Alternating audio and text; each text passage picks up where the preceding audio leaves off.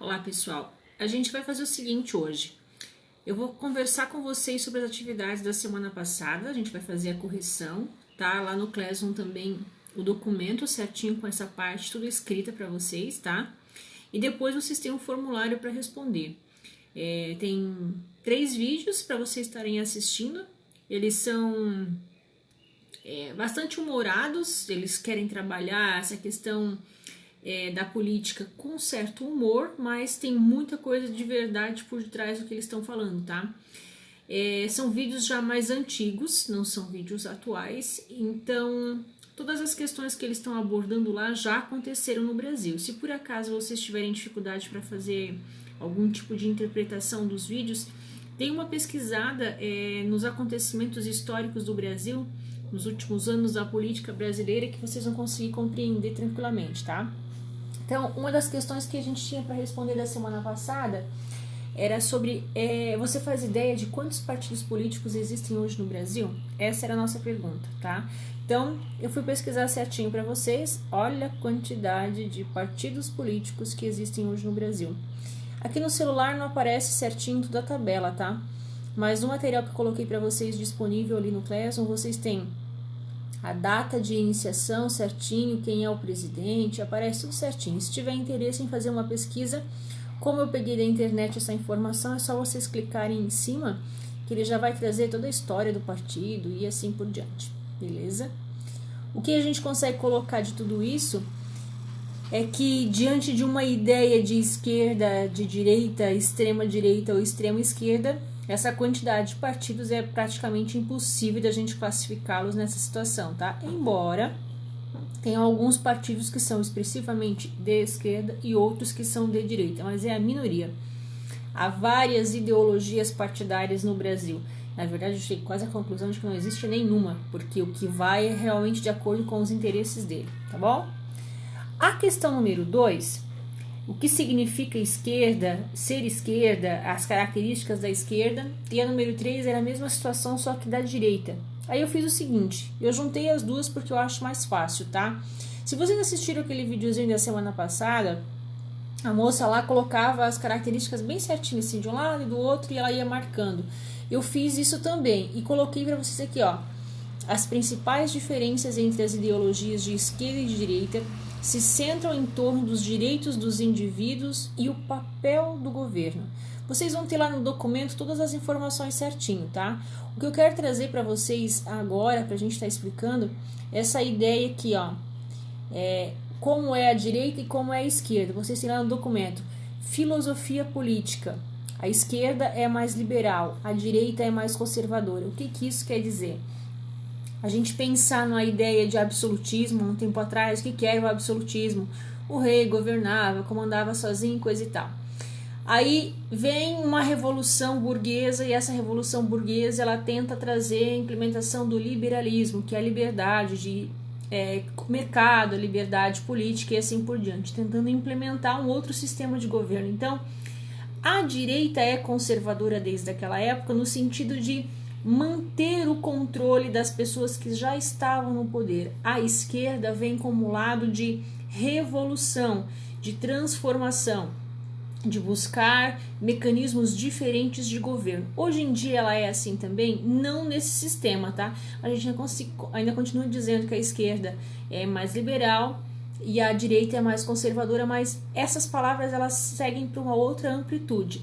Agora a esquerda é mais liberal no sentido de mudança de comportamentos, de aceitações dentro da sociedade, de questões familiares, e a direita nesse sentido ela é mais conservadora. Ela tenta manter mais esses padrões, mais esse estilo histórico que a família, por exemplo, ela vem assumindo o seu papel, tá? Com relação ao Estado, na esquerda o Estado eles colocam como se ele tivesse que ter maior controle, maior... Na verdade, ele deveria determinar essa questão de distribuição de renda através de planos de políticas assistencialistas para que mais pessoas tivessem oportunidades. Já na direita ele vai colocar uma liberdade maior para o mercado, né? O Estado ele não vai intervir tanto.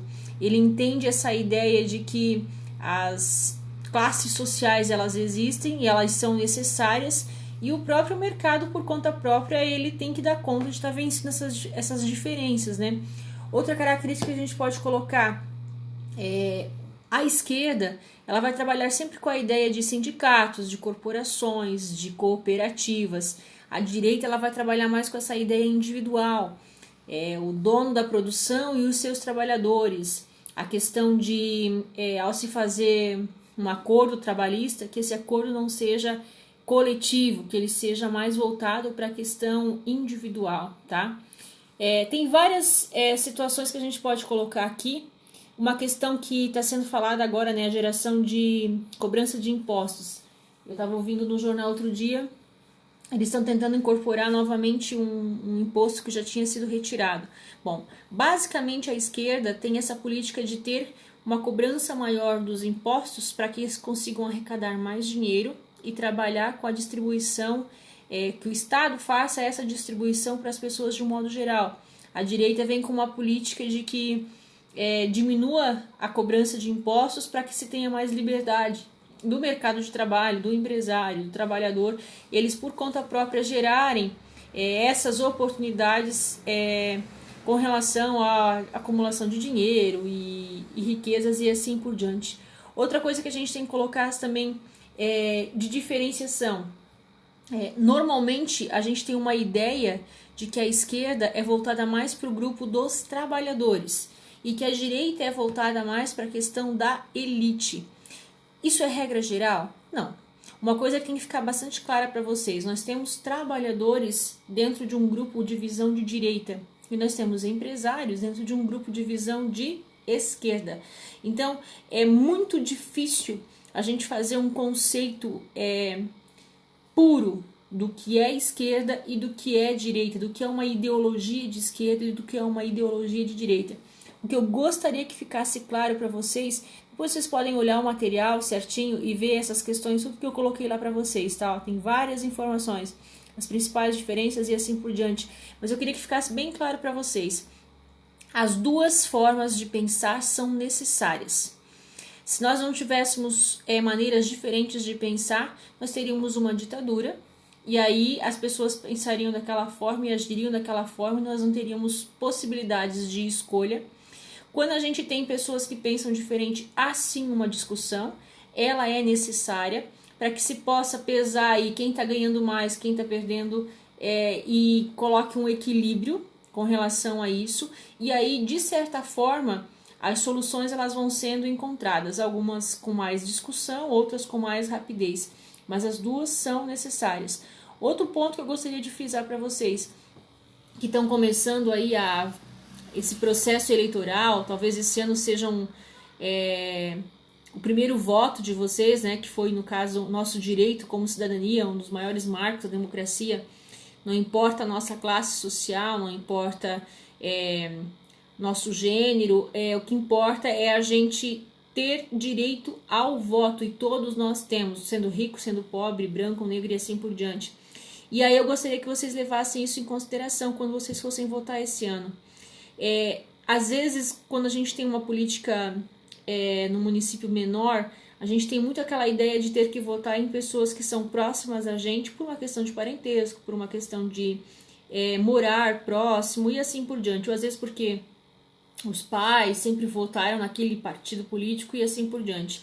Essas questões elas vêm mudando muito ao longo dos anos. Eu gostaria que vocês também começassem a colocar em prática essas atitudes de vocês com relação ao voto e à participação política, porque agora vocês têm uma consciência já dos conceitos. Na prática é diferente. Na teoria vocês já aprenderam como é que funciona. Então, quando vocês forem responder essa pergunta número 4, né?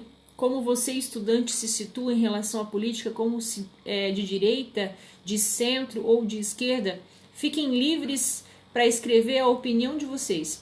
Só gostaria que vocês não fossem nem de extrema direita, nem de extrema esquerda, porque daí, além de ficarem muito chatos, vocês ficariam voltados para uma ditadura, ou socialista ou capitalista, ok?